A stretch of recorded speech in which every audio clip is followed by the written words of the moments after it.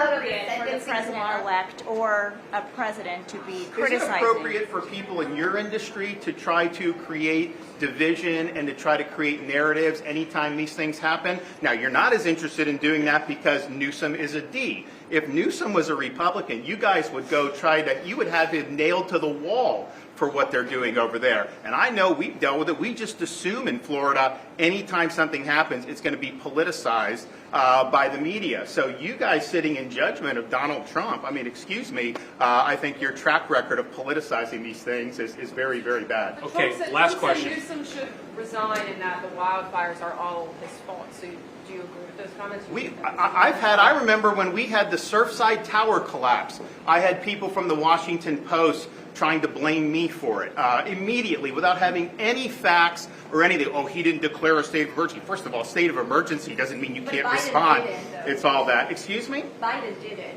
I think that's what she said. Well, but what I'm telling you is you guys are trying to make an issue of it when I have watched from this seat. In fact, when I got elected governor, I was meeting with some of the other Republican governors, and what they would say is, hey, if you have a natural disaster, just know media's coming at you, they're going to do it. It's not the same. That mayor of L.A., if that were a Republican mayor, I could only imagine what that would do. I mean, you know the fires are at high risk, and you try to go to Africa or wherever she was to go on some type of voyage.